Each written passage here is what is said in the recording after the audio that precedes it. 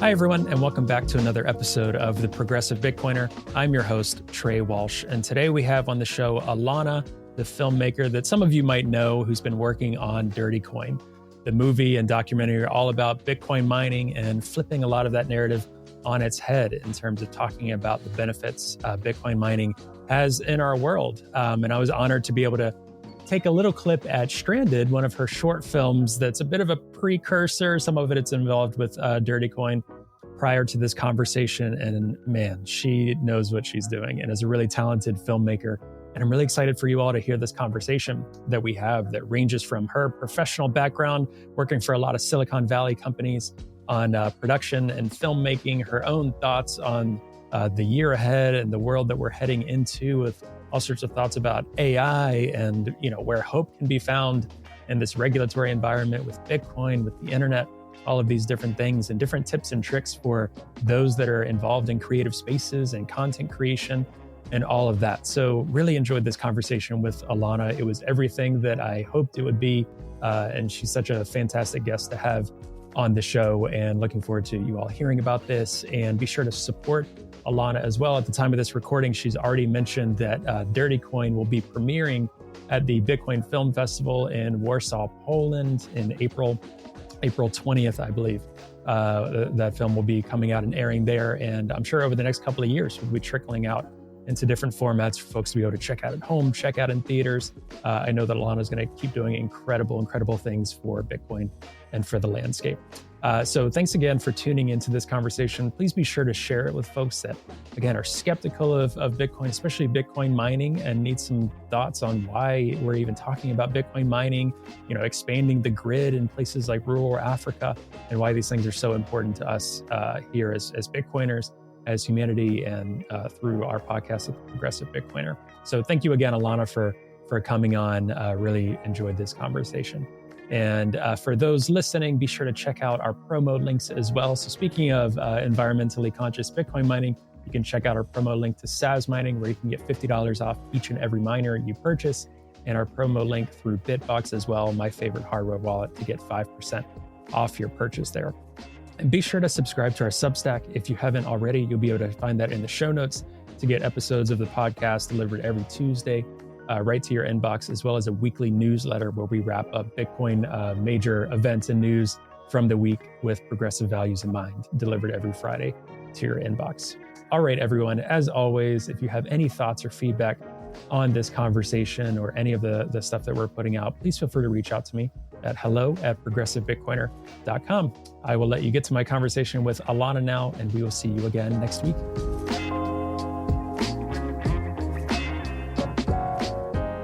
Hey, Alana, welcome to the Progressive Bitcoiner. How are you? Hi, Trey. Thank you for having me. Absolutely. Just a second ago, I said we should start recording because you and I have been chatting for a while. This is the first time for folks listening that we've really had a chance to talk and connect and just hit it right off. So I'm super excited to have you on and to have people hear about your projects, your background, so much. Obviously, Dirty Coin, a huge part of why we're talking today. But why don't you give folks a little background on who you are, what you do, what you like to focus on? I just actually finished updating my website and I found the title. It's producer, director, writer, founder, mother, and wife. It is That sounds always about hard. what we talked about just now. Yep. Yeah, that's it. And there's a lot to each of those things. And it's usually really hard for me to answer that question because I don't want to spend more than a minute, describing my background. And Right. sometimes I'll just go towards my professional background. I've had my production company for going on 13 years, worked at Google for 5 years, have produced content for 1 billion people, for the next billion users, current billion. I've produced documentaries all over the world. Dirty Coin was produced in 4 continents. I've raised money. I raised money for Dirty Coin. I'm an entrepreneur. I quit Google 2 years ago to go full-time entrepreneur, head of the family. My husband is a stay-at-home parent, and we homeschool our children. We live in Puerto Rico. We are a very interesting family. Like, we have designed our life. And very often when I introduce myself, I go on the professional background because that's usually the context in which I'm being interviewed. But this holiday, I really looked at how to create harmony between my work and my life, because my work Mm-hmm. was overwhelming my time. And I wasn't really seeing my family much. And Mm. so I can't promise them a lot more time, but I can promise them more intentional and being a mother. There's no replacing a mother. Even though I work and I'm the breadwinner, I'm not the father of the family. I'm still the mother. So yeah, I had a lot of really good realizations, a lot of workshopping with myself, and took some master classes from some really brilliant people like Martha Stewart. And now I'm really kind of embracing the fact that I really am a mompreneur. I hated that hashtag before because I'm like, Ah. oh, so lame, Mm. mompreneur. Ugh. But now it's like, look, there are entrepreneurs, and there are entrepreneurs that are parents, very different, and that have an overhead, that have kids to feed. And there are entrepreneurs that are mothers. That's also a completely different category, because we have to do Mm-hmm. everything a man needs to do. Plus, we need to be mom. So that is not a weakness of mine, and I will start talking more about it in future podcasts. I won't make it the focus, but yes, being a mother and a parent is definitely a big component of who I am. Yeah, went to your website recently, and even again this morning before the recording, and it was really great for me too, as at loose, it's a content creator space, even doing this podcast and thinking about the year ahead. You wrote some really good articles that I think were dumped recently on your website, a few, and then one of them just about like your approach to like posting on social media and things like that. And I kind of took like a week off from the podcast, which is the first time I'd really done that since like June of last year. It was just kind of a Wow, grind of creating this as a small it's a business, lot of trying to work. figure out what the year ahead is. And yeah, it's still like small, this niche thing, but just trying to think about, okay, where are we going to next? So taking a week off and back, one of the things I thought about, I mean, I'm a huge fan of Noster, first of all, in terms of social media. And then second of all, just jumping back into like looking at Bitcoin Twitter, because fortunately, unfortunately, it's still one of the best places to find like breaking news, or the search function on Twitter is just hard to replicate elsewhere currently. But one thing is, finding all of that noise, trying to find signal through the noise, a term that Bitcoiners use a lot, but there's just so much noise and repetition on Bitcoin Twitter. And some of the things you had talked about in this one blog post that I was reading was just like your intention to just post less, but make it quality and just really focus on what you're doing. And I think there's such a need for content creators or people doing anything creatively to try to get as much out there as possible. I think myself and people in Bitcoin in general feel the urgency, right, to inform people about what's going on, because there's so much different FUD going on, and Bitcoin's so early. It's like we have to, if we don't, who else will? And all this stuff. Right. But just slowing down and focusing on quality and not getting caught up in that is something that even just that reinforced what I was already feeling. Seeing you, someone like you is really talented in this realm, saying that, I'm like, cool. Yeah, that kind of reinvigorates to just stay focused and not get so caught up in the noise of just posting forever, a million times a day, and all of these things. And checking that box. It's not about, Yeah. life isn't just about checking boxes, because, or of your to-do list, because there are inefficient things that we put in our to-do list. And very Hmm. often we leave the most important tasks to the end. When we have Yeah. a long to-do list, we tend to knock off the easy ones first, and then we get to the heavy ones. Now, we should definitely flip that. Hmm. And that's something that I flipped late last year, or late last year, like a few months ago, like, I don't know, last quarter, where I was like, I'm just going to handle the hardest things first. And then if I get to the easy ones, then I get to the easy ones. And that's when I realized that a lot of the things that I was spending a lot of time on were a lot of these easy tasks that ultimately I couldn't do them last year because I was handling the tough ones first. And Hmm.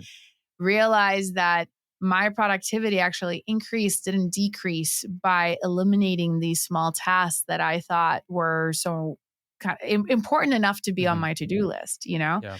So, and a lot of that came to social media posting, because you post on social media and then people answer, and you want to be courteous. They're having a conversation with you. I'm all about community, and I'm all about like It's me on social media. I'm only on Twitter and LinkedIn right now. So that's me posting. That's me doing that. There's no social media manager. There's nothing. It's me. And so, so it's funny story. You say somebody like me. So very funny. You're right. You're more right than you think you are.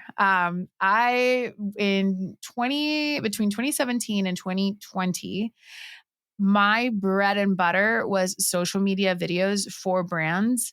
Yeah. So I And saw that in your background. That's why I said that too. I'm like, yeah. this is the validation I needed. Yeah. Yeah, that was like, I really know about this stuff. And we were posting and we would sell per quantity of videos, right? So as an agency, of course, I make more money if I sell you more videos. Now, it is also more effective. You post at different times of day. You keep your audience engaged.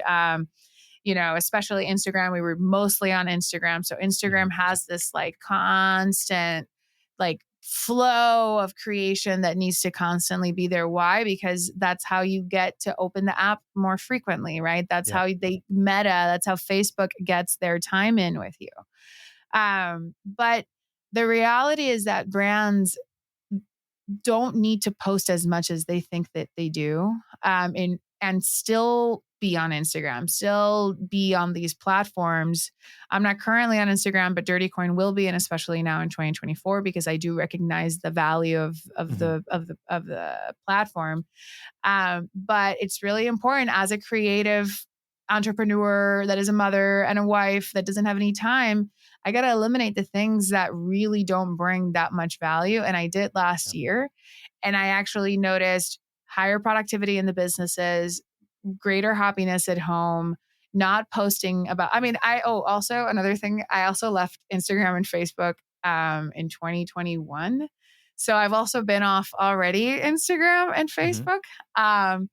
So, this is really me just continuing the cutting off of things in my life that don't take me closer to my goals. Yeah, that makes a lot of sense. It sounds like 2021 was a big year for you as well, with a couple of themes that we talked about. Yes, 2021. 2020 was fucking crazy for the entire planet. I am a producer. I make money when I'm on set. I'm a director. I make money when I'm on set. And I'm a director of photography. I make money when I'm on set. So in 2020, and my calendar is usually booked 4-5 months in advance. 2020 suddenly, boom, all of my productions were grounded, and I don't get paid if I don't show up on set, right? That doesn't happen. And there's no video, there's no post-production if we don't go on set. So all of my pipeline got dried up instantly. And I had to figure it out. And at the time I was still working at Google and I had quit. I was going to finish Next, which is actually happening soon. Google Next, which is Google Cloud's like IO, their big conference. I was going to finish that next. And then that was going to be my last week at Google. And then the week before next, the lockdown happens. We were already like literally a week before a huge multi-$100,000 production day. So you can only imagine all the different people, all the different gear we were renting, the people we were hiring, like all the different things that had to go down. And so I wasn't going to leave my boss alone with that headache. And I was like, all right, so I'll stay to ease this out and then I'll leave. And then, we kept staying. And so I kept staying at Google. And then it wasn't until 2021 that I left Google and I moved, but they already knew I was leaving. So I moved down to Puerto Rico, decided to have a remote first life. So 2021, we were digital nomads, me and my family. We got rid of everything that we had. I told the kids, you can keep anything you want as long as you can carry it. You have 2 suitcases. I don't want to tell you, you have to get rid of everything. You can keep whatever you can carry.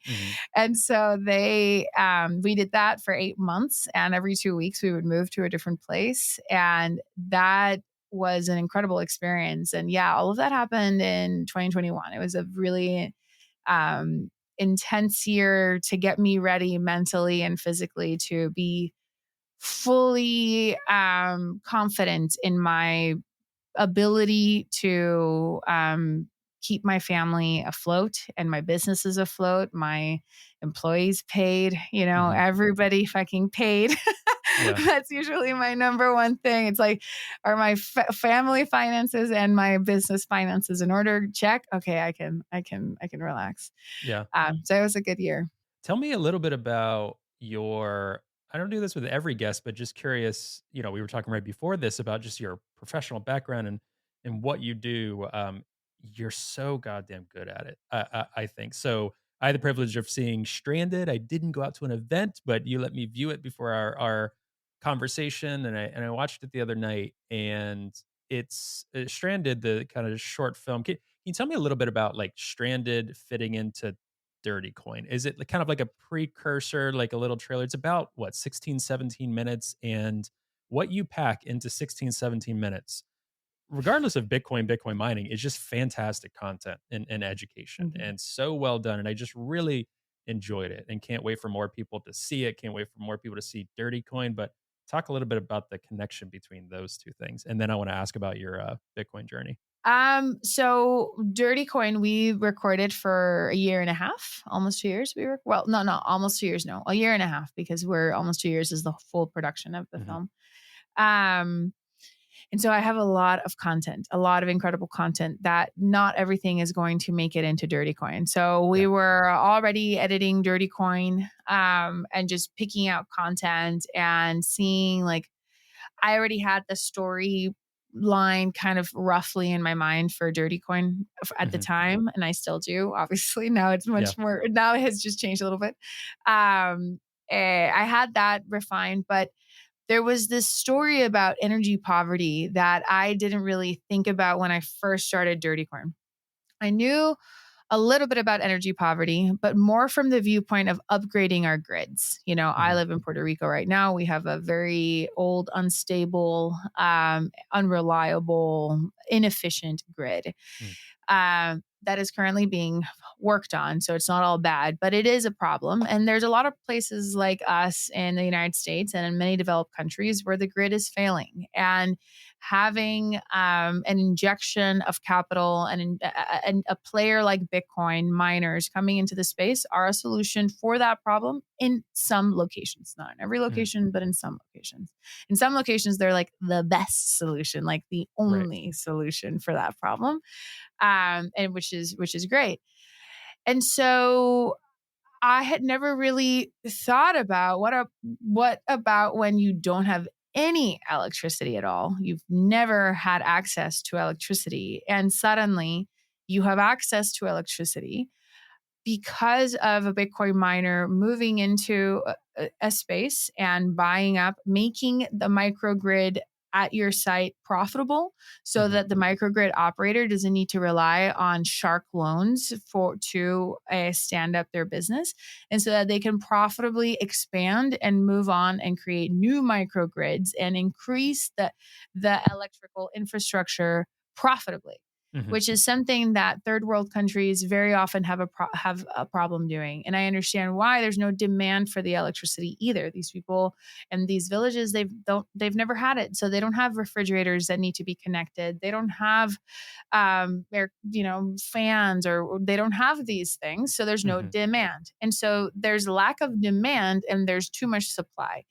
So, after filming in Malawi and going through all of that footage, going through all of the interviews, talking to Eric, getting to really see what's happening there and understand, I felt like I wasn't sure if Dirty Coin was going to be able to have a space where we could just focus on just energy poverty.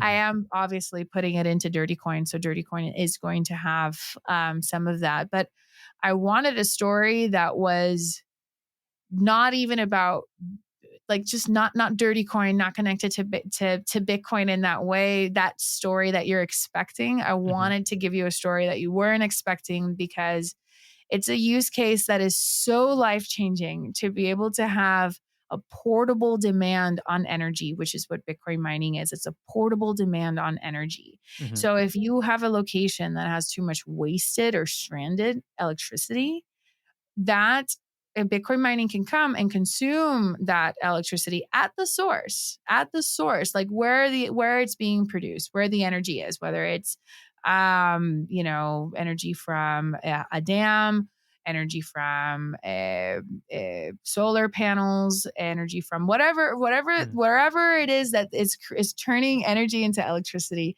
and is wasting it. Bitcoin miners can come in and they can eat that up. And what that means, I mean that for a solar panel company, it means that they can be profitable, and then they can, you know, more easily get a loan from a bank to start that. I mean, the dynamics and the financials of mining and electricity they're so intertwined. They're so interesting. So I also wanted to so that's one of the reasons I wanted it to give this story its own moment, where it's not a chapter in a bigger story, but it is the core of the story. This Mhm. is the story. Like, the story arc is about this, not about Bitcoin mining, right? Dirty Coin is more broad. Bitcoin, what is Bitcoin? What is Bitcoin mining? Where is it at today? Stranded is just about this particular village in Malawi, and how Bitcoin mining is able to, everything I just said, demand on electricity is Mhm. there. And then the other reason why I decided to do it was because I wanted to have a proof of concept that this was interesting for the world. I was talking to people, different producers, different studios, and they were telling me, I got turned down by a couple of studios that said, we're already producing a crypto movie. We're already producing a Doge documentary. We're already producing this other crypto Right. NFT documentary. Right. And I was like, the thing is that this isn't another crypto documentary. This is a documentary about energy, electricity, high powered computing. This is a documentary about the footprint of our digital lives in the physical world. Like this, Mhm. and we're looking at Bitcoin, but and the effect that this internet lifestyle that we now have, whether it's computer, whether it's Facebook, whether it's AI, whether it's Bitcoin, will require computers that are the cloud. And those computers are going to consume a lot of electricity, and it's only going to continue to grow. And we need Mhm. to be smart about what this means so that we can have meaningful conversations. And one of the reasons why Dirty Coin for me is targeted towards people that aren't Bitcoiners is because I don't want to convince them. I want to show them more information that they're not normally exposed to with Dirty Coin regarding Bitcoin mining. And I want them to join the conversation from a better intellectual place. They don't need to agree. There's always going to be critics, and I think that that's Mhm. important. It's important for humanity to have the doubters and the people that are like, no, like prodding and examining and trying to prove something wrong. I think that's fantastic. I think that's great. But we need more people in the Bitcoin bubble so that we can expand this conversation, because just saying that Bitcoin is bad for the environment is such an ignorant statement, considering considering the amount of information that you don't know regarding data centers, regarding how much electricity Bitcoin actually consumes in comparison to other industries. Mhm. It's just a very intellectually weak statement.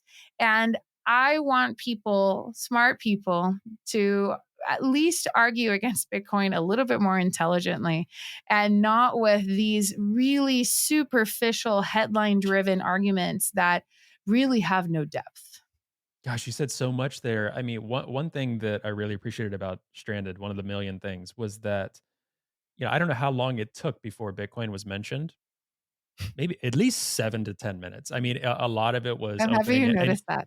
you mentioned Eric, and for folks listening, a lot of you will know, but those that don't, she's talking about gridless and kind of their work in Africa, expanding the grid there. And what you're talking about is just basics of understanding these things that most people do not understand. I did not understand. It took me a good Me year neither. to understand after getting into Bitcoin. So the nuance here, but I mean, it opens up, and you're showing like a village in Africa that has electricity and these like this data center, and it happens to be a Bitcoin mining data center. But I think focusing on what it's producing and then having Bitcoin be that answer is just flipping that narrative on its head that more people are starting to do.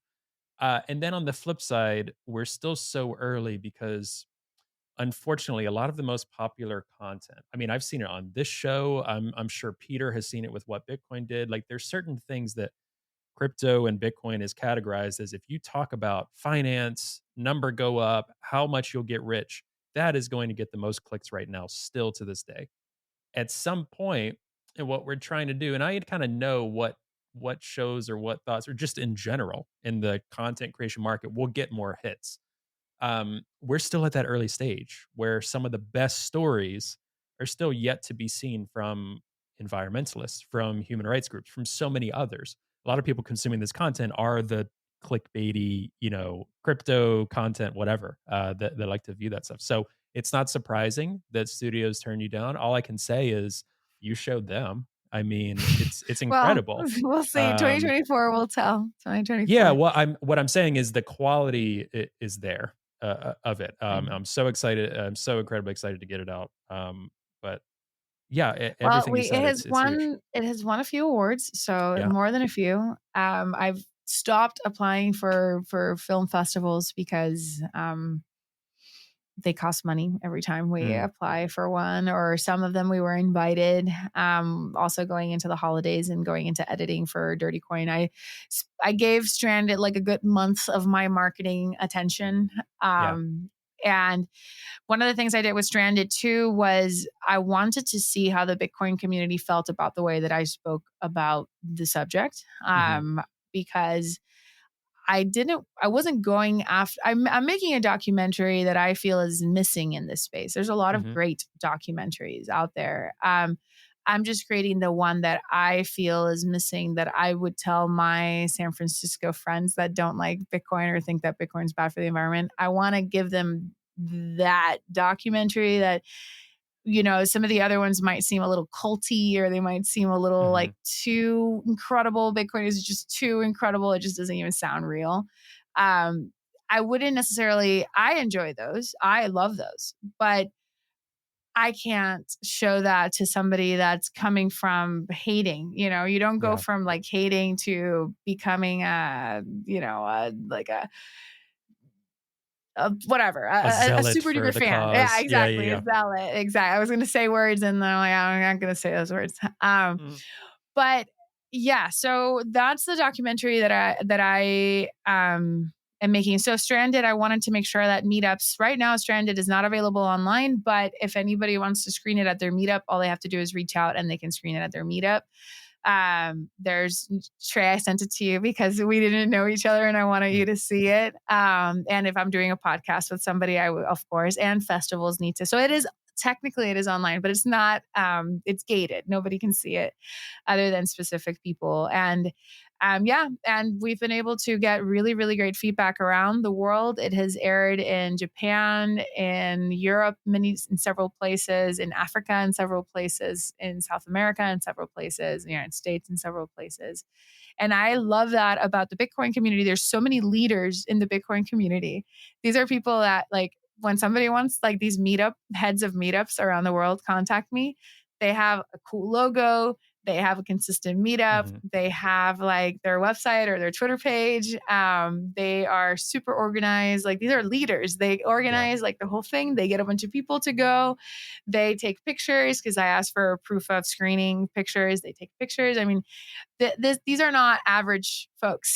Yeah. These are really cool leaders, people that in all ages, all genders, Mhm. all walks of life, but all like I get chills actually because they're all like somehow they're a leader. They're just Yeah. somebody that wants to take charge and can see things through. They take charge and they take it to completion, which is not something that a lot of people are capable of Yeah, and it's always or a side do. hustle. These are not like full-time Bitcoin company people, very rare. I mean, conferences, yes, sometimes, but it's always Sure. people, this is their, they have a day job. They're just like, somebody could be an Uber driver, someone else can be like a football coach, someone else can be like a lawyer. Like, these are Yeah. it's their side gig. They're just really passionate. So it's also like, that what they're putting into it is not for a paycheck. It's like they're just really passionate about it, so they can't help but want to do everything they can for that meetup. I totally have seen Yeah. that.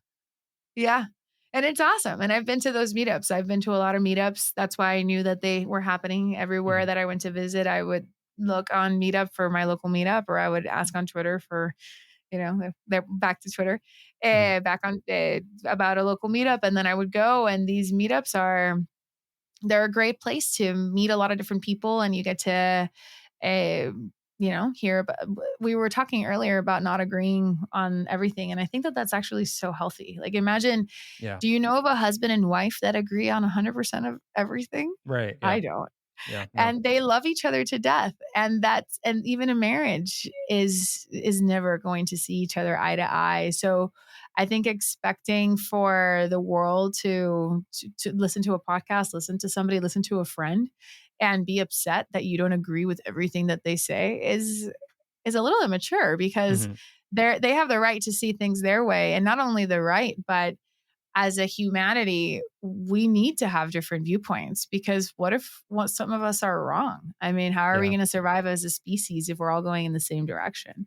Right. So I think it's actually healthy to have different viewpoints and to be in a space. And I feel like I have friends now that we're all very honest about our feelings, and very and our beliefs. Mhm. And it's a very differently thinking space. I go to a friend's house and she has these like Trump 2024 cups, and like all these Trump cups, and I'm like, but I love her, and I Yeah. Yeah. love Yeah. that she can put her Trump cups off, and I'm not like, it's just, but that's not something that we can agree on. But I'll drink out of the cup, I'll cheers to her and her her, and for greeting us in her home. We don't have to agree on everything. I do appreciate her viewpoint on a lot of things. And we actually, on a bunch of issues, we do agree on, Mhm. it's just maybe the candidate. This episode of The Progressive Bitcoiner is brought to you by Zeus. Zeus is a self-custodial Bitcoin wallet for Android and iOS. The app features a built-in Lightning node that allows you to take full control of how you make payments on-chain and on Lightning. You can easily onboard to the Lightning network and let Zeus's Lightning service provider, Olympus, do all the heavy lifting for you. Or you can get more hands-on and curate your own Lightning channels with whoever you transact with most. Zeus has best-in-class privacy and allows you to have great peace of mind when sending and receiving Lightning payments. Not only does the Zeus team not want to know how you're using your money, but they're building things in a way that they can't know. There's also a first of its kind Lightning address that will allow you to receive payments 24/7 to your mobile wallet self-custodially. This is a great solution for a range of people. For those who just want to have the technical ability to set up their own infrastructure, to the nomads and dissidents that need to accept donations on the move. Other Lightning wallets don't give the users this level of control. In fact, many of them operate more like bank accounts that can be revoked and ultimately lead to you losing your money. With Zeus, you're in full control of your private keys and therefore can start to take full control of your financial destiny. To learn more and to learn where to download, head to ZeusLN.com. Well, that's something that's more and more rare. And we were talking before about this, just me doing and leading the progressive Bitcoiner, right? There's so many ways in which I would agree with a general, no Bitcoin like progressive, but so many ways where I probably wouldn't, right? And maybe would be viewed as like, oh, you're not with us on XYZ or something like that, right? But the important thing is, like, I think Bitcoiners know this. I think in general, some Bitcoiners, I'd say most Bitcoiners, like you're in the minority of either group, whether it's right leaning or left leaning in the United States, which we polarize everything in the US. And hearing from we have a lot of global listeners too. I'd say like 65% of our audience is US based, 65, 70%, depending on the episode. And a good 35% or so are around the world, Bitcoiners, just enjoying a guest or something like that, which I think is so cool because this concept of progressive is so US based, but it's important to talk about that FUD. But you're in the minority, like maybe 5% of either extreme if you have independent views, if you're able to just listen and be open.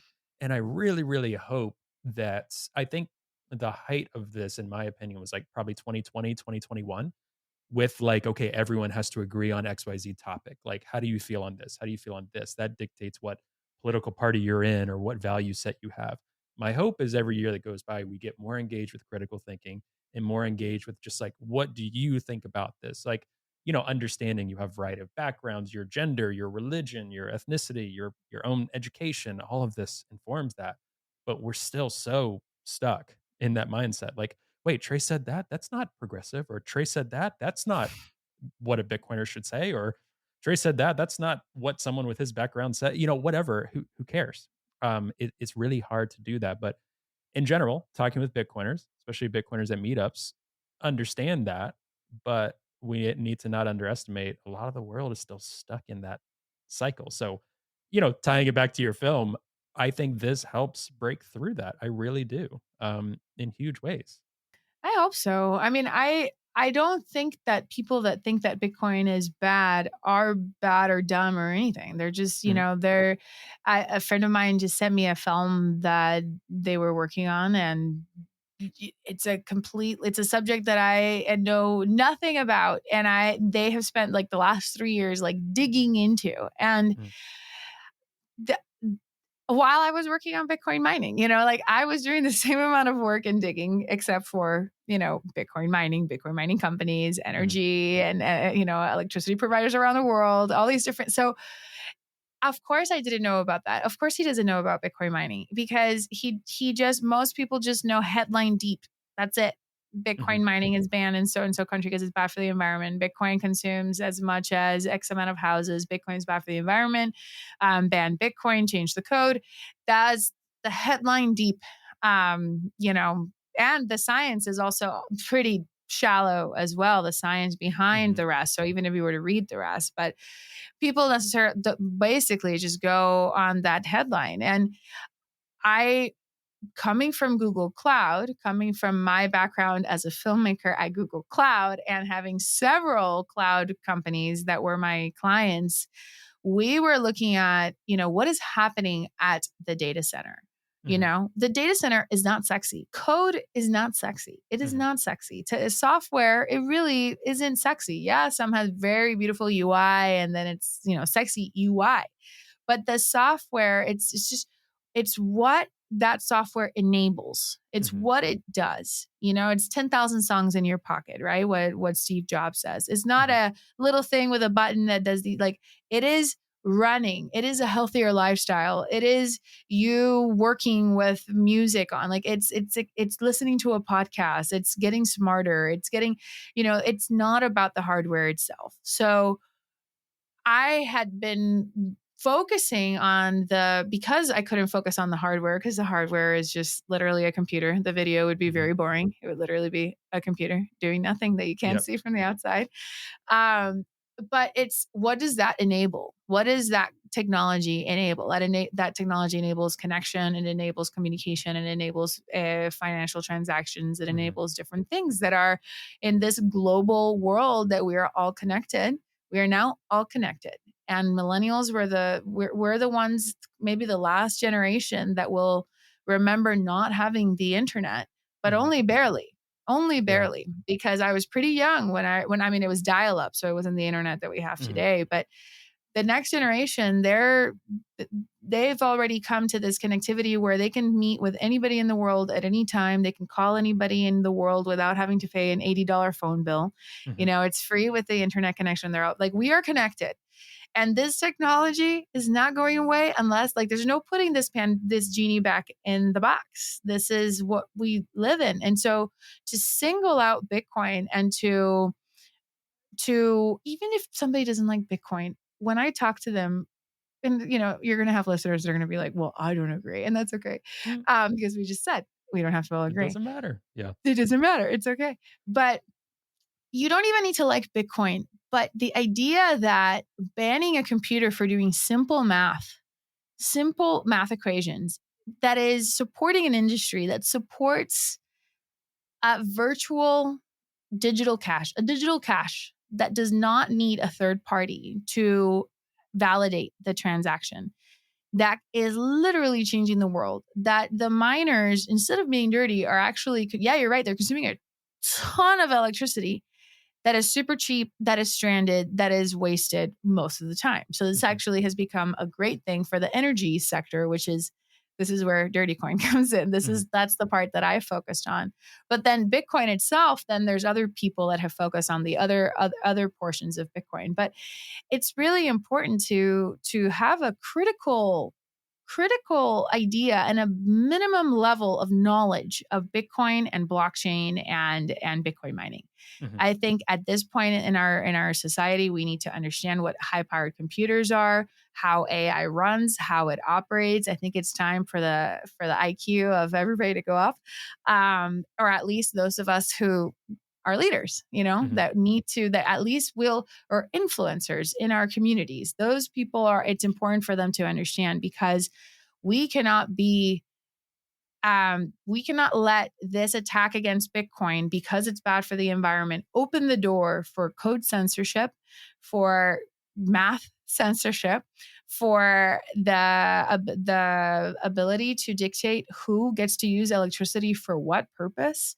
I mean, this is such a slippery slope that Hmm. sometimes it kind of makes you sound like you have your tinfoil hat on, but Yep. you look at other countries where the similar things happened a few years ago and you see them today. And if you get your electricity cut off, you're pretty much cut off from the world. Hmm. If you get your internet cut off, you're cut off from the world. So this policing that's occurring on the internet and on the use of electricity is one that in the future it's already critical in our lives, and in the future is going to be extra critical. So you could be canceled to the point of, well, you don't have access to the internet, or you don't have access to telecommunications in general, or you don't have Hmm. access to electricity. And I mean, obviously we don't talk about all of that in Dirty Coin, but for me, it's about really like planting these seeds of doubt in people that maybe thought that Bitcoin mining was bad, but now understand that this really does open the door for other things, and understand Bitcoin mining better, understand that this is just part of the world that we live in, understanding that an AWS data. So I have a meme that I made that is, one is an AWS data center and the other one is Riot in Rockdale. And I'm like, Hmm. which one mines Bitcoin and which one hosts 4K Pornhub videos? Yeah. Yeah. Who gets to decide that the Pornhub videos that are 4K are more important information to be stored in a computer so that you can get your porn really fast when you look for it. It's like you look for it and you want that porn right away. So that service needs to have access to data centers all over the world so that Yeah. that data has low latency. How much electricity are they spending on what kind of porn? Are we going to start policing that as well? And I'm not saying that we shouldn't. I'm not saying that, but it's like, what let's expand the conversation to what this means beyond Bitcoin and what this will mean for all of the other applications of technology that also use the same thing. Hmm. So what door is Bitcoin opening with this kind of with regulation? And which doors is Bitcoin closing with regulation? Or more importantly, what I mean to say is, how are legislators using Bitcoin as the way to a maybe squash Bitcoin, but maybe it's not that they want to squash Bitcoin. Maybe they just really truly think that it's bad for the environment because they are unaware of all of the other issues. Hmm. Or maybe there are people that are already looking at, how are we going to control the internet, or how are we going to control AI computers or different companies from having access to which AI, or how powerful the AI is. Maybe if we then start throttling it over here, in 2 to 3 years, when this becomes an issue, we now have something that is a precedent that we can now use. Maybe not everybody thinks that far in advance. I don't know. But I do know that the conversation needs to be had, because I do believe that not understanding that Bitcoin is a data center, and that Hmm. Facebook has data centers and Google has data centers and Amazon and Alibaba, and your self-driving car is connected to a satellite that's connected to a data center. So all of this is the reality that we live in today, and I find it fascinating. I mean, I personally find it great and fun. Fascinating is a word. I find it a little scary. Yeah, Um, I think but that's a good word too. it's fascinating too. And I think, in general, this is not I think this is irregardless of political party. And I think those that, speaking to progressives, and I was just telling you about our kind of target audience of those that were tapped into like Occupy Wall Street, those that have been tapped into these systems of like the 1%, the 99, just being worried about kind of these ruling class parties. you find different people that are tuned in on that in many different political ideologies, right? But progressives as well. Absolutely. This whole progressives of like Elizabeth Warren and centralization, that's foreign to me. Now there are probably progressives or those are very like political party blue Democrats. Like that's not going to be our target audience. I'm sorry, I don't think you guys are going to be team Bitcoin unless you start being a little weary of that. That's my personal opinion on that. But I will say in general, we are just trending more and more in that direction of centralization on a lot of things. And for me, it's irregardless of whether someone thinks Bitcoin mining is bad for the environment, like regardless of their intention with why someone would want to squash Bitcoin or why someone would want to squash different things or not have the internet as open as it is, the end result is the same. And it's not a pretty picture. It's individuals choosing how people are going to live their lives in a world where everything is tapped into the cloud, everything is tapped into the internet. That's not a world I would like to live in, regardless of if you're okay. My team's in the White House, or my team is leading this country, or in Germany, or wherever. What about the next election cycle? What about your local election cycles? Like, why don't we just remove that part from decision making? That I think is a deeply progressive value historically, to have people leading their own lives. But it's just regardless of that. I just think it creates a better planet. So I am very worried about that in the future. I don't know if much will change this year, potentially, but it feels like it's coming more and more to a head. And I'm definitely not a doomsdayer in terms of like our lives will look radically different this year or in the next 5 years. It's always kind of a slippery, sneaky slope with these people as time goes on. And then you kind of look back in the rearview mirror. I think Matt Odell talks about this a lot. Actually, it's kind of like it happens slowly, and you look back and you're like, how did we get here? Oh, okay. It's all of these different points. Like Bitcoiners love to talk Yes. about the end of the gold standard, right? That was 71 to today. It's still unraveling. You know what I mean? That was a long time. Like there were some drastic things that happened in the 70s, but you look back and you're like, okay, that's how we're here now, and this is how it's still happening. But anyway, I mean, I will say that, it doesn't matter who's in the White House, or if your team or not is in the White House, who's leading the CIA and the FBI, and mhm, who's in those organizations, and how much power are we giving them? yeah, And that's and the something that, NSA and the tech companies, yeah, yeah, how much power are we giving them? And we don't need to have microphones set up in every corner of town, which is like when we look at the future being, Big Brother, we would visualize these like hidden microphones and these like hidden cameras, but we have the microphones right here, and most mhm, of us have it like right next to us at all times.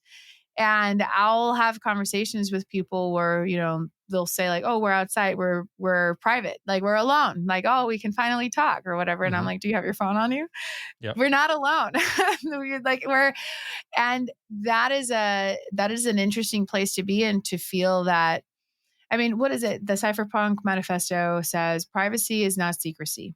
mhm, And and if I'm wrong, I'm sorry, but it's something basically I get to choose which parts of me I reveal to the world. yeah, When I put on clothing, I get to decide which parts of me I reveal to the world. As a woman, I decide if I'm going to have a cleavage, if I'm going to basically give that part to my world, mhm, of my world, to the people, right? And if they see it, I put it there, right? If that's something that I have decided to put up. But if I want to cover up, that's also my choice. I get to decide how much of my body I get to show to the world, and the rest is private. The rest is mhm. mine.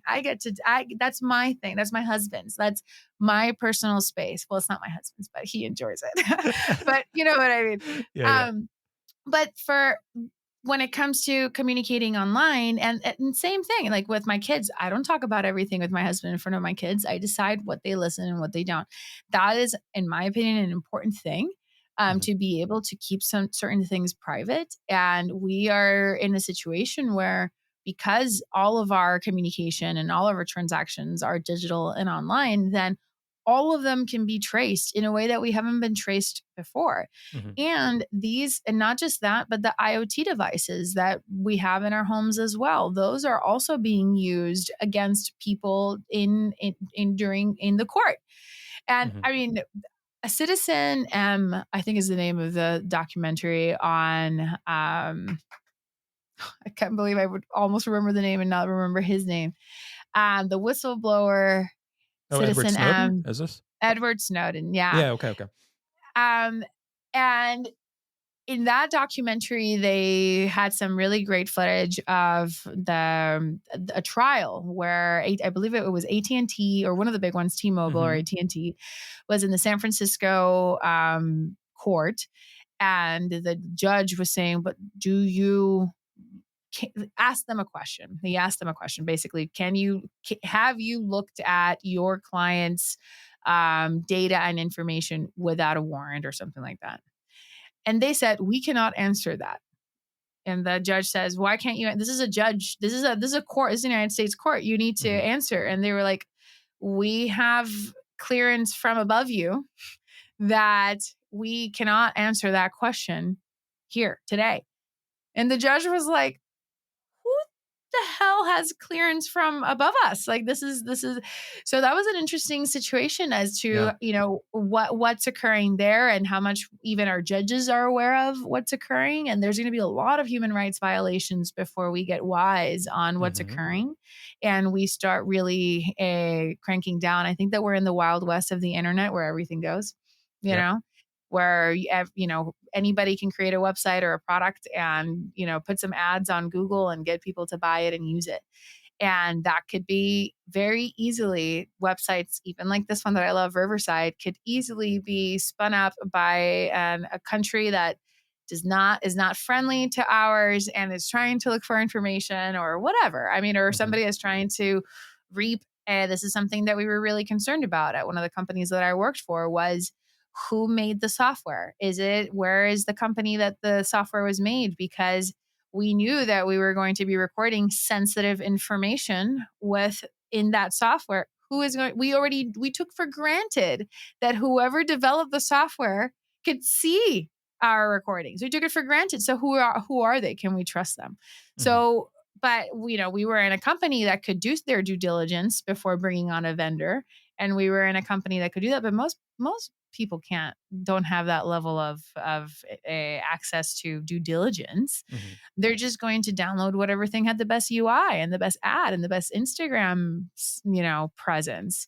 Yeah. So we can be very easily manipulated, and, that we are on these apps. And I definitely, I think the reason why I keep hope is because I am a mother, and because I need to be a part of how we are more like solar punk, and more like, how can we, like, Disney's version of the future was, I'm sure he had some dark ideas. I mean, he lived through World War II. He was just out of World War I. So I'm sure that Walt Disney could see how bad things could get, but he was still a futurist. He still had a positive vision of the future. And many of my favorite futurists were writing at a time where the world was going through its worst time. So I don't think that some of us can lose hope. And I think I'm in that camp where I'm on team hope, that need, and not just hope and sit and pray, but work and try to get to what I'm hoping to do. So I'm not just hoping, I'm making movies about it. I'm creating events surrounding this where I'm bringing minds together to talk about these issues. So it's not just sitting and praying, although praying is always good. Being in communication with God is always good, but it's also about what are you doing about it? And that's something that, since I started doing things about it, I have a really hard time. I have a hard time gossiping and complaining about things, since I've started doing a lot of things about everything in my life, since I've started taking responsibility over things, because it's really easy to just kind of sit around and complain about everything, about the roads, about the government, about the schools, about the this, about the that, about the this, about the that. But that's exhausting. I mean, what are you doing to change any of that? Yeah. And I just happen to be at the right place at the right time for a lot of things. And I happen to know a lot of things, because part of my job is recording really, really, really genius people.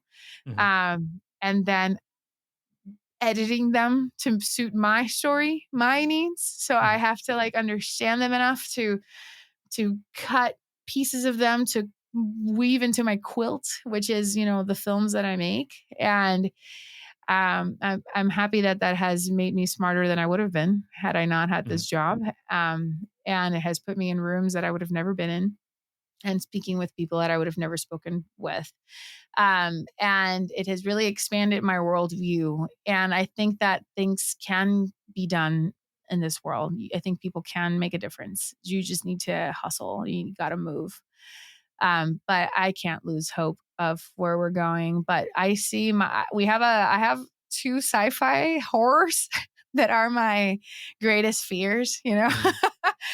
I feel like my sci-fi is my therapeutic space where I can Yeah. go and like say how bad it can be and how terrible it's all going to go. And I'm going to hire an incredible director that is like, Well, it's very in right now. Of course, yeah, I it don't know is. if the famous Obama's production film. I saw it a couple of weeks ago Whoa, on Netflix. which one? Oh my gosh, I am blanking on it. Julia I actually Roberts do is in think I it. know. Is it with Julia Roberts? The one with Julia Yes. Roberts? Yep. Yep. I saw it. Yeah. Kind of like a cyber attack type thing. It's based on what? Based on a book? Yeah, pretty sure it's based on a book. I didn't think it was that great, but The ending, I was like, no. Yeah. I won't spoil that for people, but I won't that's spoil happening. it either. There's like a futuristic Civil War movie I understand coming out next week about different faction or next year, right around the political cycle. Well, now it's this year. My goodness, we're in January. That's Um, right. yeah, so there's a lot of that happening right now in film and futuristic. But I want to tug on one point you said, which is referring back to Disney and thinking back to some of these folks that were in some of the darkest times in human history when there was a real chance the world could end, right? Um, I think at those points, in a lot of ways, we're in a better position now than we were then.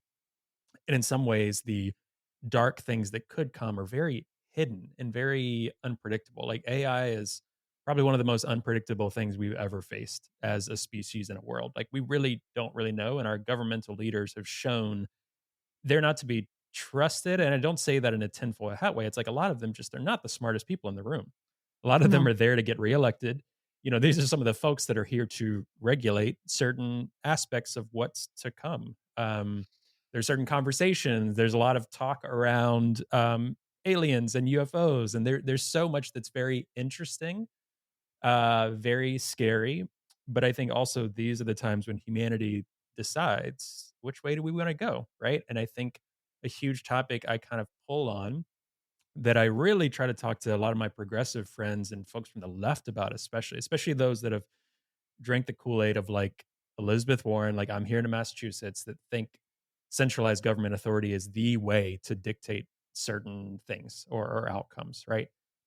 There's a lot of different types of progressives. I am not one that really focuses on that. I'm a lot more into collective action, local action, you know, human movements, not necessarily a top-down government movement, which is a bit newer for progressives to rally behind now, I guess. I don't know with Elizabeth Warren.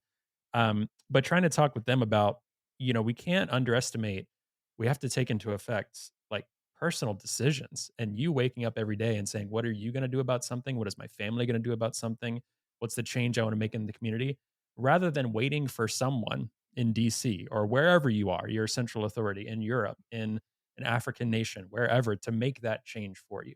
Their incentives are not lined up for them to do that, regardless of their intention. Some don't have good intentions. Some might have good intentions. It's just it's too much to term. So what are you going to do? You have to make that personal choice to eat better, be a better partner, be a better friend, take this responsibility in your community, whatever, rather than expecting other people to do it for you. And that's one of the only things I trust at this point is if we all kind of do that, I think the world would be in a better spot. I'm hopeful on that. I'm hopeful we can move more in that direction. I echo you. I think that smaller communities and more involvement in your local government. I also think that change can happen faster than you think. Mhm. In California, I was living in Santa Clara and I was in Campbell at the time, and there were some things going down regarding some rules for like the farmers market. So very small town thing, but my office was there, and it's one of the best farmers market actually in California, which I really love. And there were just some things, some drama and some gossip going on in the business owners like business group for downtown. And I was like, you know what? I'm just going to march up to the government, which was like a block away, because that's where the mayor is. And I'm going to I'm going to figure that, like, I was like, I had this idea that I was going to like fight this huge battle. And it wasn't a battle at all. All I had to do was like go and show up and like talk to some folks and, write some things down, and it was handled. Like I feel like also, did you spend more time bitching about it or doing something about it? Because I could have bitched about it. I could have written more on like the forum and on the chat about how awful this decision was. Yeah. Or I could have, gone and walked, written directly to the person I needed to speak with and handle it. And I didn't do it alone. I went with a couple of other people. But not that it mattered because we didn't even see that person. It's not like, strength in numbers. Like all we had to do is like write this up. So I think that change can come faster than you think, because when you start really looking at who's around you, you can see that there are people that do want to help. And there are a lot of people that still run for these positions because, they want to help. They want to have they do see themselves as public servants. And I have met those politicians as well. And I'm not anti all politicians. I'm just weary of all of them. And I understand, the situation that they need to get voted in and stuff. But I do believe that there are great people in government. There's great people at, usually the person that you hate is a better person and a nicer person than you think that they are. There's always something that helps, that, saves the cat in writing. It's saving the cat, something that somebody does that shows their humanity, shows that they're actually a good person, and kind of changes your mind about them. So I don't know. I think it's important to always keep an open mind. Critical thinking. I completely agree with you, Trey. Critical thinking is the one thing that we should all agree on. Is the fact that we can all agree to think more, and to be more open to listening to other viewpoints, because other viewpoints, that's not just your time to like, okay, now I'm going to, again, something I tell my kids, to just pretend to listen to your brother, like actually listen to them. Because I'm like, listen to what he's saying. It's like, okay. It's like, you're not listening, like listen, like actually listen to what they're saying, internalize it, see if maybe you should stop doing that because it annoys the shit out of him, instead of just, well, he's a jerk, and then, well, she's a jerk, and then da, da, da, da, da, da. It's like children, but I'm teaching my children to be better communicators. So, because I've noticed that becoming a better communicator doesn't come with time. It comes with training. It comes with understanding and learning and reading and observing other people, how they communicate. And that's an important skill that you also need to consciously work on. Some of the best communicators that I know have worked a lot on their communication skills. They've either done courses, or they've done Toastmasters, or they've read books, or they practice, or they just inevitably practice because they're giving speeches or doing podcasts all the time. So that inevitably gives you the practice. And that is how you get better at something. And if you're not intentional in wanting to communicate better, it's not going to just, you're going to get better as you get older. And that's what I've noticed with my kids. Of course, language increases, but the ability to listen, internalize, like really understand how that communication, what it means to communicate, to get your idea across to somebody, into their minds, and what it means to then acknowledge to somebody that you receive that. So all of these different things, if you don't teach them, I don't think they're natural, because I've met a lot of adults that don't, a lot of old people that also don't know that. So, this is something that we need to be, we're never done learning, and we're never done becoming better, and I think that that's part of the fun of life. Hi, everyone. Hope you're enjoying the episode. Today's episode is brought to you by Bitbox. Now, Bitbox is a hardware wallet that's open source, incredibly secure and easy to use, and it's what I'm using to safely secure my Bitcoin in cold storage. Now, I know self-custodying Bitcoin can really be intimidating, but Bitbox is designed for ease of use without compromising on security. It's USB-C compatible and allows you to easily back up and restore your private keys with a micro SD card, which is really cool. Now, you can purchase the Bitbox using the promo code TPB at the link found in the show notes for 5% off your purchase. And I really want to thank Bitbox for their support of the podcast, and I'm really excited about this new partnership. All right, I'll let you get back to the episode now. And for those thinking while you're listening to this podcast, how did we get on all of these topics? It makes perfect sense to me because, and I kind of figured this, even not knowing too much about you before this conversation, like looking at and researching what I could, watching the film, just coming at the world from a filmmaker's perspective and with your background, obviously it's about telling stories. Obviously it's about tapping into the human condition. It's about trying to tell a story with a particular narrative. It's about Bitcoin, which once you're in Bitcoin for a while, you realize that means a million different things.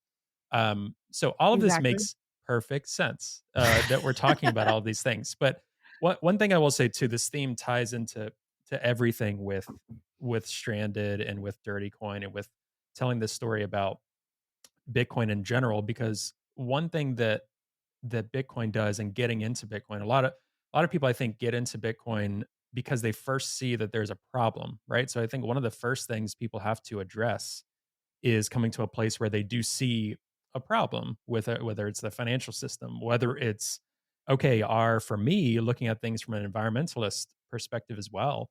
Our climate movements have not been making the changes that I would have thought 5, 10 years ago. They just have not in terms of some of those metrics for global warming and government involvement and this and that. Like, I'm sorry, those movements have not been doing what they've been good for Instagram and social media. I'm going to be very blunt. Like, I feel like that's a lot of what people are getting into because it makes them feel a certain way. They feel like they're getting in and it's meaningful to them. That's good. But I got more into Bitcoin because I'm like, I'm tired of not seeing things change. I'm tired of problems existing with no solutions. Now, Bitcoin does not fix everything. Like, we're talking about politics and AI and all this other stuff. That is not a solution that Bitcoin fixes. Do I think Bitcoiners can help address that because we've identified some other problems in this world and we're some of the first groups of people to say, something's not right here. We don't really trust this.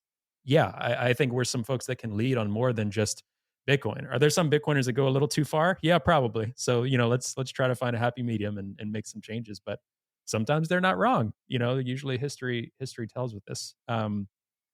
But one thing, speaking of Bitcoiner, that I wanted to touch with you on, because we talked about this a little bit, what for you was a light bulb moment with Bitcoin and wanting to tell these stories and get more into Bitcoin yourself? What was kind of the central point of that for you? Or points? Hmm. I'm sure it was many different things. There were definitely many different points, but for me, the biggest point was learning. I'm half Cuban. My mom is Cuban. My Mm, father is Puerto Rican. And then I was born and raised in Puerto Rico. okay. My Cuban parents left Cuba. And when my mother was in my grandmother's belly, actually. So my grandparents left Cuba with nothing but the clothing on their backs and two kids, and my grandmother was pregnant. Mm, And they went to the United States. They were in Atlanta, and they were very racist against them in Atlanta. mm, And so they decided to move to Puerto Rico because it was like the United States, but in Spanish. mhm, And then that's why they came. And so my grandfather lived here for like 50 years or something like that. So he's very well known and loved here on the island, which I'm very proud of. mm, He's a El Cubano, right? He's the Cuban. mm. Still speaks like a Cuban, and he's 94 years old. Oh, wow. Lived in Puerto Rico forever. Um, so I was talking to him one day, and so I'm very in tune with Cuba. I'm very in tune with what you can bring and not bring to Cuba. At least until Fidel died, actually, because then after that, my grandfather stopped going because of health reasons with his wife Mm, and stuff. So there were some anyway. My whole life, I grew up with knowing how often you can go, how often what you can send. We would send them mail, and they would always arrive open. Everything mhm, was monitored in Cuba, and everything was controlled. And so when I posted something on Facebook once about Bitcoin, and my grandfather and I speak weekly, and we're speaking on the phone, and he was like, "Oh yeah, Bitcoin. I saw that you posted something about Bitcoin. Um, Cubans are using Bitcoin from Spain to send to Cuba. So in Mm. Cuba, people are using this Bitcoin that you mentioned." Um, and I was like, whoa. And this was like 2019, 2018. So this was like, I hadn't even really thought of Bitcoin as money without borders, you know? Yeah. And that part to me, I was still seeing it from I was living in San Jose at the time. So I was still seeing it from my like Silicon Valley, Yeah. like, whoa, great tech, great Hmm. money kind of perspective. And hadn't maybe theoretically thought about, money without borders, but not really. So it Hmm. wasn't until I was like, wow, you can't, they would monitor how much cash you would bring into the country, for Yeah. example. Like they would actually check how much cash you were bringing in. So this is a country where they would monitor that. Yet you could send like $1 million worth of Bitcoin. I don't know if anybody ever did that, but like Hmm. you could send whatever amount of Bitcoin to somebody in Cuba. That's when I dug into it more and became, I would say, a Bitcoiner at that Hmm. point, when I realized that it was open, trustless, decentralized. I didn't have to trust on any one thing, on any one person. Um, the more I researched it, the more I liked it. It was kind of hush hush because Bitcoin already had a dirty reputation in Silicon Valley as for drugs, actually, because of Silk Yeah. Road. Most Yep. people, if you were into Bitcoin, oh, what, you're buying drugs? Like that was Hmm. the reason why most people were into Bitcoin, was to buy drugs on Silk Road. And so I didn't buy drugs on Silk Road. I never did anything. I never even got on the website. So for me, bringing up that I was in Bitcoin, I just didn't want to. I didn't want to have those kind of images conjure in people's heads that I Hmm. was like, paying for stuff on Silk Road. Um, and later it became like, it was just not really, I don't know, it wasn't sexy. It's funny considering that we were in like the mecca of technology. There were a few hardcore friends of mine, and we were like closet Bitcoiners, and we would like, talk about it together. Hmm. But it wasn't really something I was very open about, not on LinkedIn or anything. But when I left Google and I do a lot of work on myself and on my business and a lot of journaling and workshopping. Hmm. I looked at what is my ikigai, like what am I Hmm. good at? What do I know? Like what do I want to do, etc. And that's when I realized that I don't want to do Bitcoin only content, because I have a lot of ideas about a lot of Hmm. different things. And so it's not just all about Bitcoin.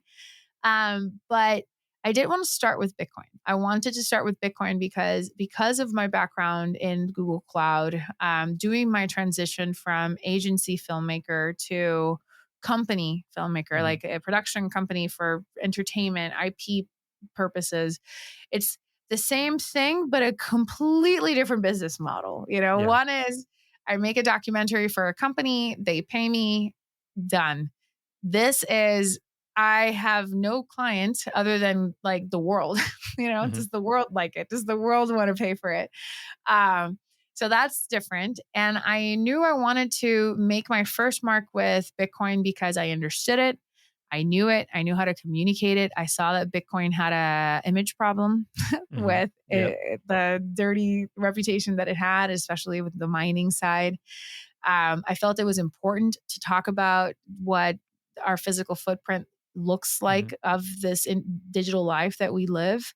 So I felt like being able to come out as a Bitcoiner for whatever that meant. And I came out, in 2021, like late 2021. So I came Hmm. out after I had already told people to buy. I know, that being said, though, when I moved to Puerto Rico, I will say this: in 2021, while I was still not, I was still a closet Bitcoiner. A friend of mine is the executive director of the Puerto Rico Blockchain Trade Association, Hmm.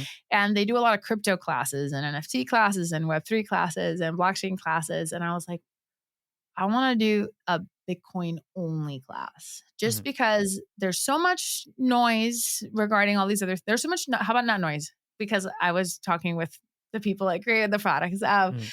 There's so much variety of things that you guys do Yep. that I think that I should give us a seminar that's just about Bitcoin. So that, we just focus on Bitcoin. And that way it's Mhm. just an hour. An hour is barely enough time to just talk about Bitcoin. So I'm just going to do it.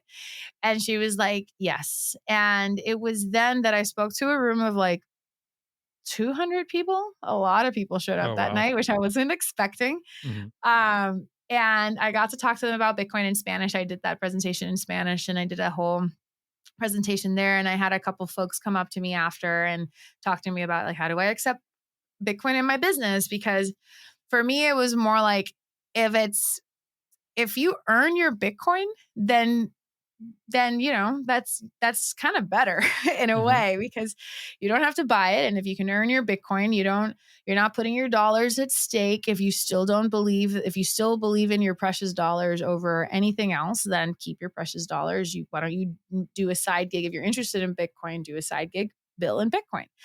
And that was kind of like the side that I went with a lot of business owners, was start accepting, or for my plea to big business owners in the group was start accepting Bitcoin, Mhm. start experimenting with it. That's all. That's the least that you can do. Just set it up. If a customer comes in Puerto Rico, we have a lot of crypto folks coming through. So, Mhm. if even if you get one client every 2 months, that's a bill that you're stacking sats, and it's a small way to experiment with that. So I wasn't pushy on like buy, buy, buy. I was Mhm. pushy on like use, see how it works, Yeah. like get involved, like get a wallet, send some Bitcoin from one wallet to another wallet that you own both, Mhm. like work with that kind of stuff. And that's where I realized that I had a good way of orange pilling people, but because my intention is never to orange pill anybody. Like I Yeah. always want people to, my intention is to show the different ways that they could possibly use Bitcoin. And if people are excited about incorporating it, I definitely don't regret incorporating it to my business. It's going to be a core. It already is a core of FilmKick. And now that it's divided into three, Bitcoin is going to be a way that we operate across all three. Mhm. So, yeah, I mean, Bitcoin for me is just, even if our films are not about Bitcoin, things are still going to be billed in sats when you go to our Mhm. main characters go to the stores. So there's a way that I want to introduce Bitcoin again to my kind of people, to my niche of tech nerds that live in coastal elite tech nerds, I would say, is my niche, and they are my friends, and they're a lot Mhm. of people like me. I would consider I was one of those, Puerto Rico, New York City, San Jose, San Francisco. So Mhm. I'm one of those, and I would say I'm very left in many ways, and I just don't it's for so many years I haven't used buckets and labels. It's hard for me to like. It's like, of course I agree with the left. Of course I agree with the right on that. Of course I Mhm. agree with these people on that. There's always, every side has something really fascinating to. That's what makes them survive for as long as Yeah. they do, is that they do have these core truths that, appeal to a large number of people. Yeah. But anyway, I'm rambling now. I decided that you need, it's, okay, one more little rant. You want to get rid of ego. You want to get rid of ego. But as an artist, you need the ego, because Right. nobody needs another movie. Nobody needs another anything. Mhm. Another movie, another show, another podcast. Nobody Another needs that. podcast? Yeah. Yeah, nobody needs it. Nobody wakes up thinking like, I need this or I'll die. Like, it's Mhm. not an important, vital thing. Yet you as a creator need to have enough, in order to get that done, you need to have enough ego to think, no, it needs to get done. And it Mhm. needs to be me that does it this way, because I'm going to do it this way. And for the people that I'm making this for, they're going to appreciate it this way. And that is what I'm doing. And it requires ego to get up to that place, because if you really just go no ego, you just stop creating. And there have been points in my life where I have kind of reached that point of really good spiritual feeling of like, I don't need to do anything for my ego, and just like a lot of great places. But it's funny because then I've noticed that my creativity and my productivity has actually gone down during that, because I'm just so Hmm. calm. Yeah. It's so like nothing needs to happen, and I'm just going to focus on these other tasks of the business. And I don't actually, I can't be a director that way. I can't put my Mm. foot down when it's like, no, it has to be red because I see it red and in my mind it's red and it just has to be red. I'm sorry, guys. It has to be red, Yeah.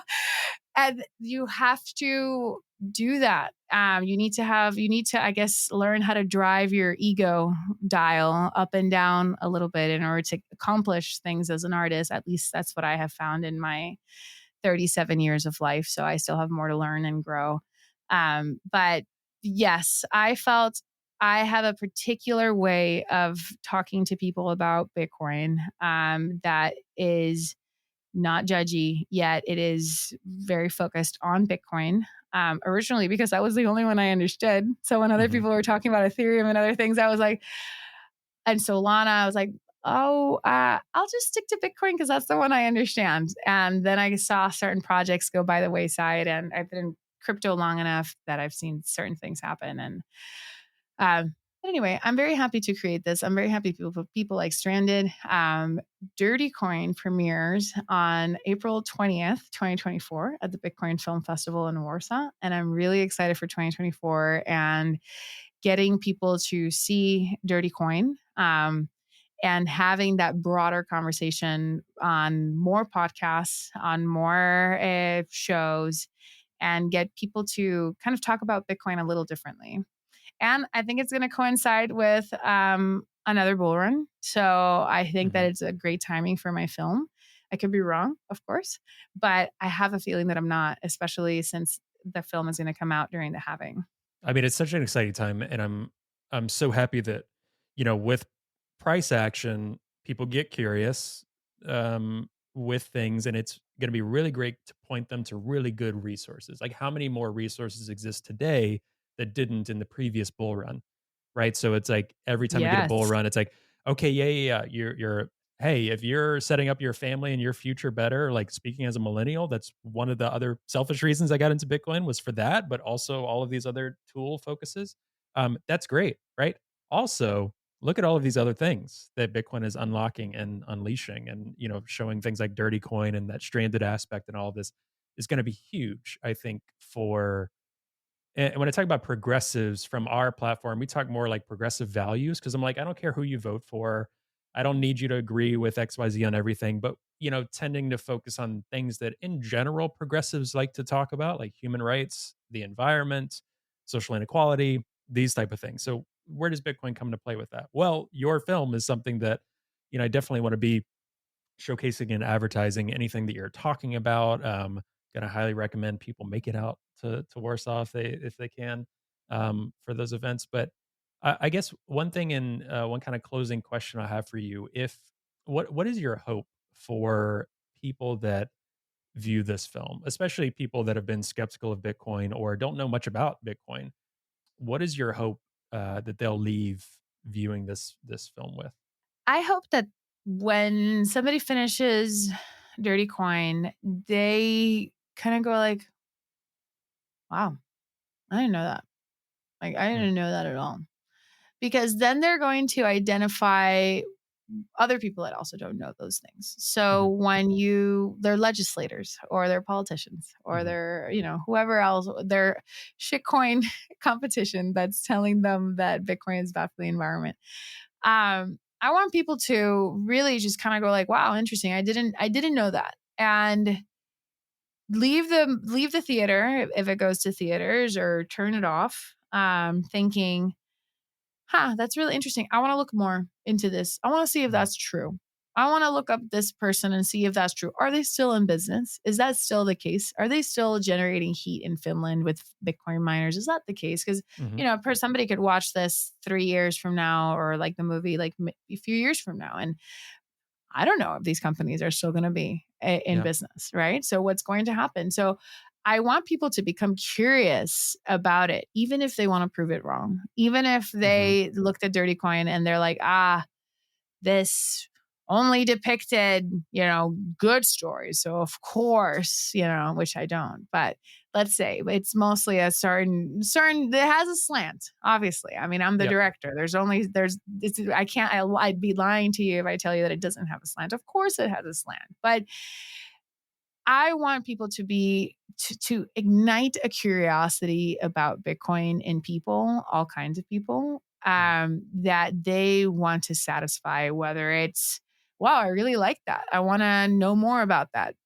And then they look it up, or I think that's bullshit. I'm going to look it up. And then they look Mhm. it up. But either way, they are now curious about something. If they look up a different article, maybe that article, even if it's dissing Bitcoin, maybe that article also talks about high powered computers or other things, and then Mhm. expands that person's understanding that this isn't just Bitcoin. So I think it would still be a win-win, whether they find the Digiconomist's website to prove Mhm. my film right or wrong, or if they find, another website to prove these things right or wrong. I went in person. I actually saw these things, but I saw them in 2022, 2023. Again, if people see it in 2025, 2026, that might be a different story. It's going to Mhm. get, we're about to go into a halving. I mean, the mining world is about to change. Their rewards are, the block rewards are about to get cut in half, of transactions. And then now we're having fights over what transaction fees are worth being alive or not, Yeah. and miners are going to rely on that to survive. So yeah, the landscape is definitely going to change. So dirty coin, I'm making it hoping that it has a long shelf life, but just Mhm. considering the nature of the beast, it in 5 years, it's going to be a different landscape. It's going to be more, it's going to be better, it's going to be more, it's going to be worse in Mm. some things as well. So, as long as people are curious and understand, I'm also not, it's not a super pro zealoty, culty film either. So Mhm. I'm hoping that people can watch it to the end. I feel like that was something with Stranded that maybe towards the end, it got a little preachy. And that was me. That was my choice of keeping those Mhm. things in. They were just so important, Mhm. that I have to remember who my viewer is, and my viewer is who I am if it were a different subject.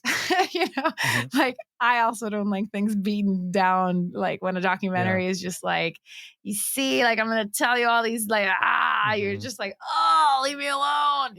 So Yep. I also, I'm making a film that only I could make, because only I can have my experience. So I'm being true to my experience, and I'm being true to the people that I'm making the film for. I hope they like it. Well, I will say with what I've seen of Stranded already, I think regardless of what companies come and go, this and that, those foundational facts that you laid about like energy, how electricity works, and how Bitcoiners being buyers of last resort because they're purchasing this, that gives opportunities for villages to have electricity. These things are things that are stories that need to get out there.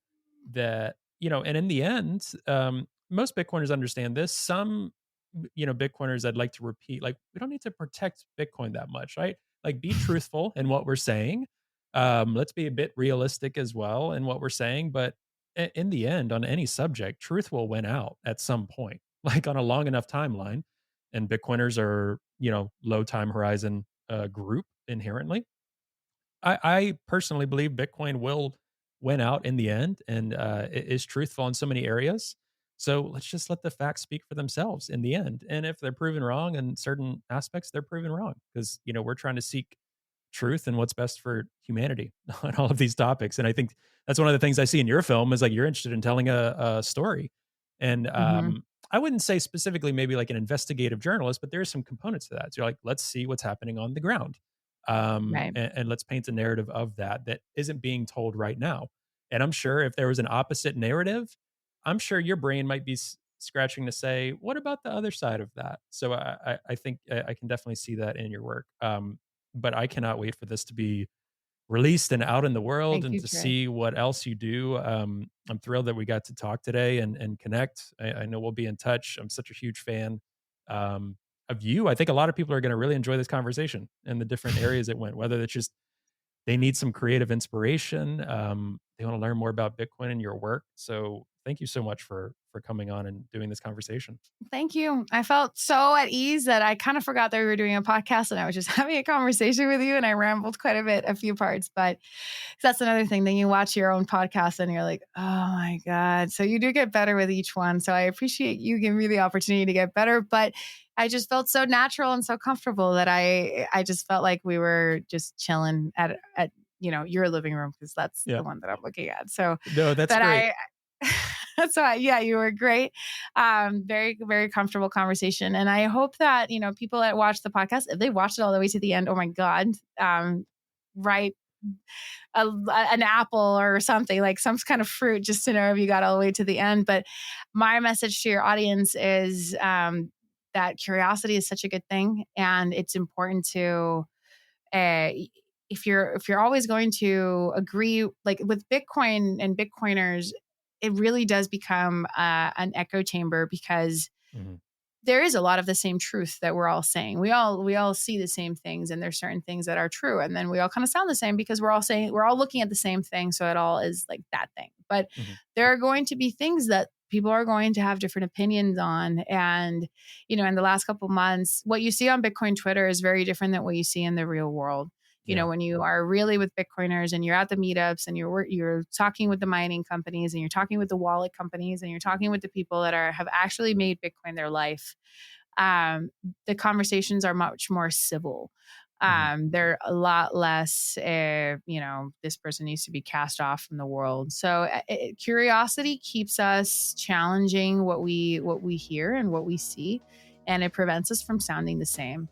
And so I applaud anybody that is curious in either direction, like if curious for whatever it is that they're looking for. I think that, curiosity is excellent. And if they're watching your podcast, they have to have some kind of curious element to them that makes them want to dig into this subject. And I am very grateful that you've given me the opportunity to kind of give you a little bit of my world. Of course. Well, thank you so much. I know we'll be in touch, and we'll be here to help and support in any way that we can. Thank you. Awesome. Thanks a lot. Thank you. Bye.